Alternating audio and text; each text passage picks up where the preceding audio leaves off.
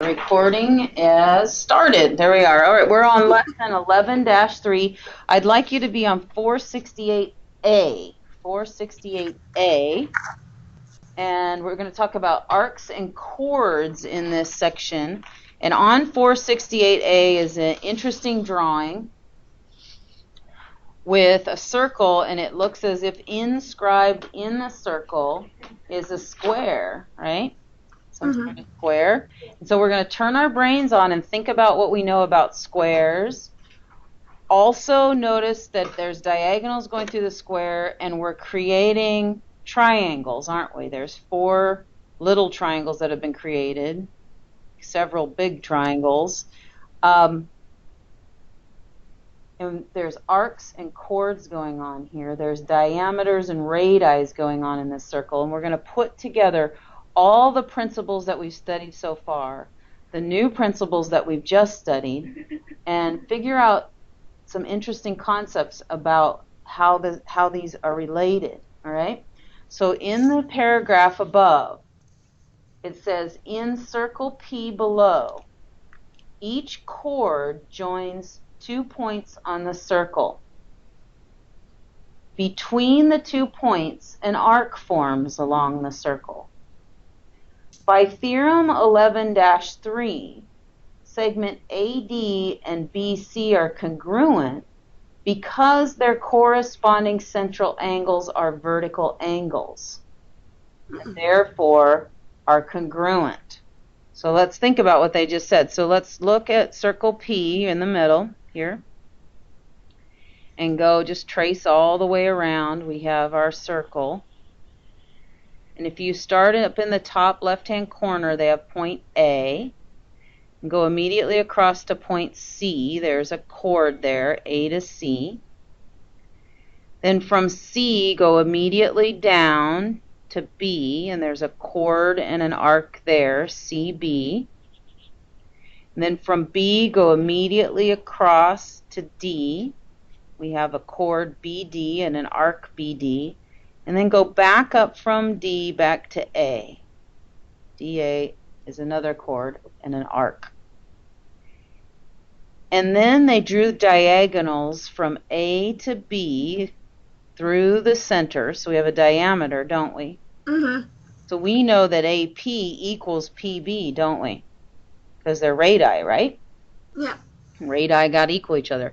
Also from the corner, from the top corner in the right, C through P down to D, we have another diameter and diagonal, and we know that that radii CP is equivalent or congruent to the radii PD, right? Now, also notice that in the middle around our center, we've created 4 angles, haven't we? And these 4 angles, so APC, the top angle, that has to be congruent to the bottom angle underneath DPD, doesn't it? Yeah. Those are vertical angles, aren't they? Yeah?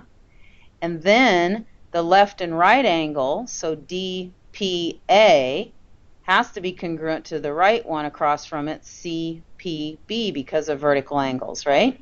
We have 2 sets of congruent angles. Now, we have a bunch of triangles going on, don't we? We have the top triangle.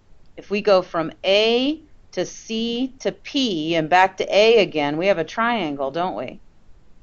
And if we go down at the bottom, we have a triangle from D to P to B and back to D again, don't we? Now, we know that AP is congruent to PC up at the top because those are radii, aren't they? Yeah. Radii are congruent. And we know that DP and PB are also congruent to each other and congruent to the others, aren't they? So we have 2 sides and an included angle that are congruent to each other on these 2 triangles, don't we? Side, angle, side, right? Side, angle, side. We can use the SAS theorem, can't we? To prove that these 2 triangles are congruent to each other. And then we would know that DB has to be congruent to AC because of, remember this crazy little acronym? CPCTC. Remember that? Corresponding parts of congruent triangles are congruent, right? So because we proved that these two triangles, the little top one and the bottom one, are congruent to each other by SAS, then we can say we know that DB is congruent to AC, even though we don't know its measurement. And we can do the same thing for the left triangle and the right triangle, can't we? Yep. SAS again, right? And therefore CPCTC, because AD would be congruent to CB. So that's what that paragraph of information is talking about. It's talking about all these things are congruent to each other. And then down below the circle it says, can we show that AD is congruent to BC? And it says you can prove that the two triangles APD, so the one on the left, and CPB, the one on the right, are congruent by SAS. Therefore, AD and BC are congruent. They didn't say by CPCTC, but we want to throw that in there. We know that's why. So therefore, the following theorem describes the relationship between two congruent minor arcs and their corresponding chords. And basically what the next theorem says, I don't like the drawing. I don't like the drawing. The drawing throws you off because it doesn't look like it, so it's not fair. But what you need to take from the theorem is, if a chord is congruent to a chord, then an arc is congruent to an arc. Okay. And vice versa. If an arc is congruent to an arc, then a chord is congruent to the chord. Okay? Does that make sense? Their corresponding parts are congruent to each other. So back at the original drawing, that's better suited to talk about. We proved that AC, chord AC, is congruent to DB, so we know arc AC is congruent to arc DB. All right? Yeah. And we proved that AD on the left is congruent to CB on the right, so we know that arc AD is congruent to CB. Corresponding parts that are congruent are going to be congruent, right? It's kind of an obvious thing, but we wanted to go make our way around this circle and prove it. And so we can apply principles that we learned in previous sections to do that. So the next example on page 468C, you want to read up at the top first. This is example 1. It says the vertices of an equilateral triangle. So we're being given in the writing that it's equilateral triangle. So we trigger our brain and we go, I know what equilateral triangle means.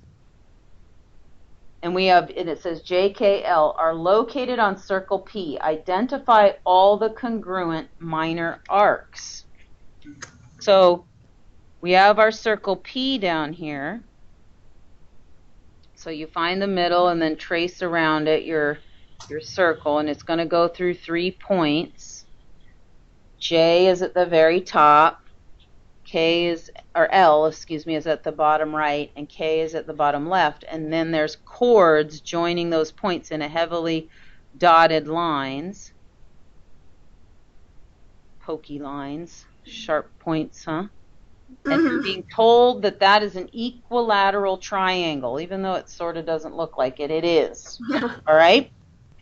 So if you know why equilateral triangle, what the definition of equilateral triangle means what? All sides and angles are congruent. Right. All sides and angles are congruent. So we know JK is congruent to JL. We know JK is congruent to KL. We know JL is congruent to LK, right? They're all congruent to each other, aren't they? So if all the sides are congruent, are all the arcs congruent to each other? Yes. So by the theorem that we just read, if you have corresponding parts, corresponding minor arcs that are congruent, then their corresponding chords are congruent, or vice versa. All right? So the your turn underneath at the very bottom asks, what if you have an isosceles triangle. So the vertices of an isosceles triangle, x, y, z, are located on circle R. They don't have a drawing for this. You just have to think about it. If arc x, or excuse me, if side xy is congruent to side yz, identify the congruent arcs.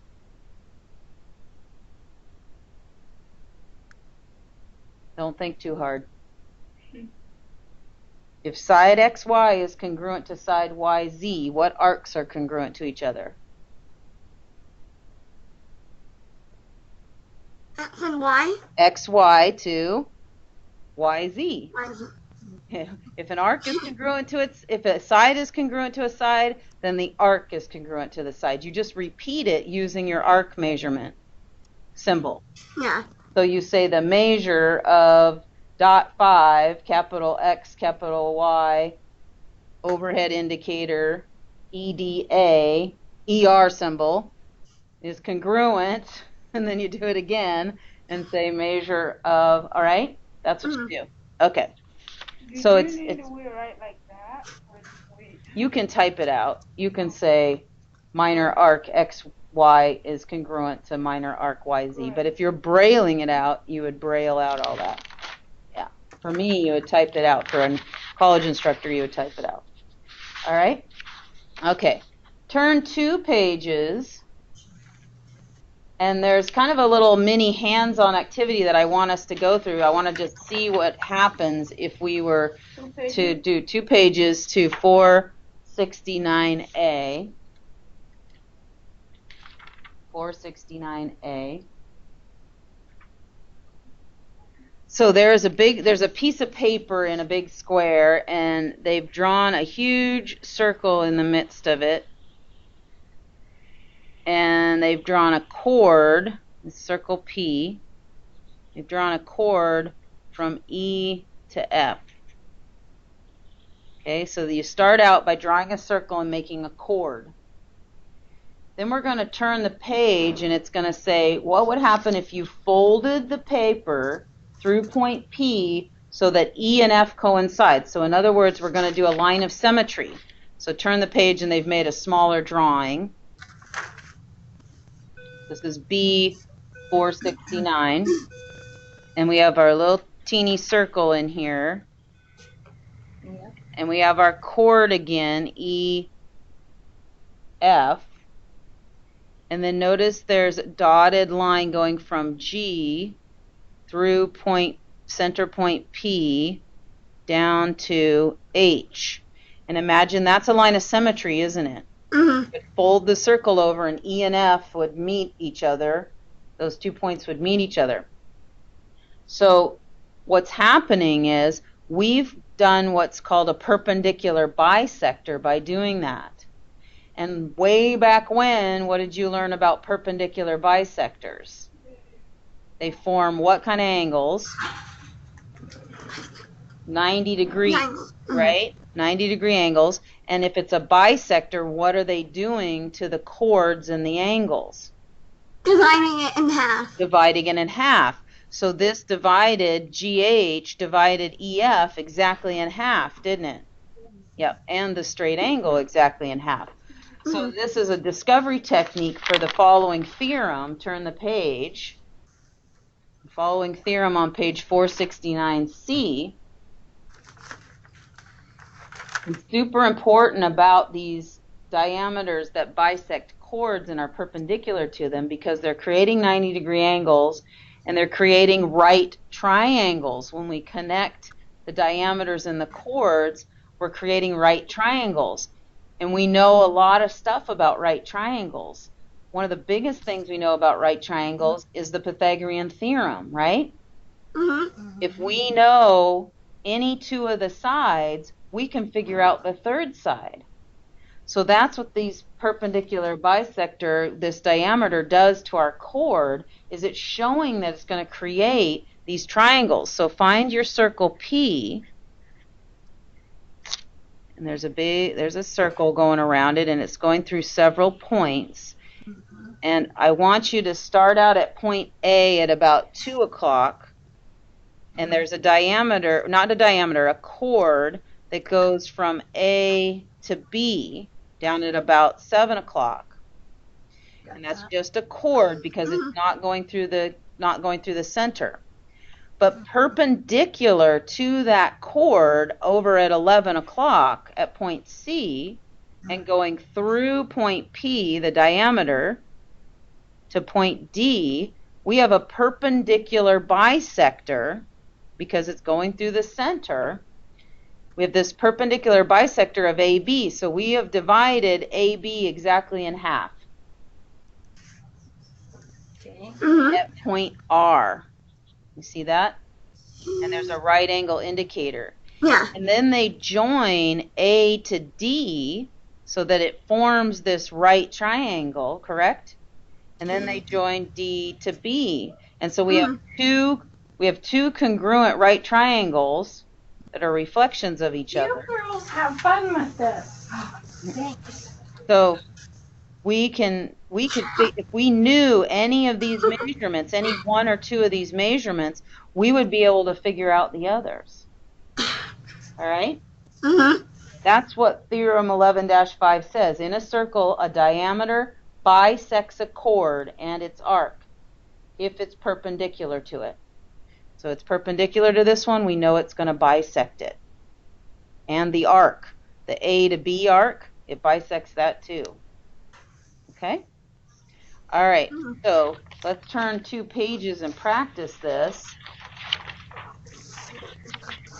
So we've got on 470, we're going to turn our brains on about right triangles and our favorite theorem, or at least one of my favorite theorems, a squared plus b squared equals c squared. Okay, we're going to use that. We're going to use what we know about radii and perpendicular bisectors. And notice we have a circle P, and we have a diameter going through circle P from about 2 o'clock to 8 o'clock. And it's got a right angle indicator on it, so we know it's perpendicular to a chord AT from about 9 o'clock to 6 o'clock. Oh, rats, it's early release today. Us too. Oh, you too? Okay. Yeah.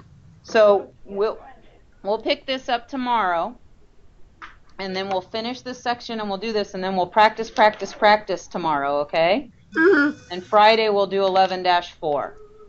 All right, have a good day. You too. Okay.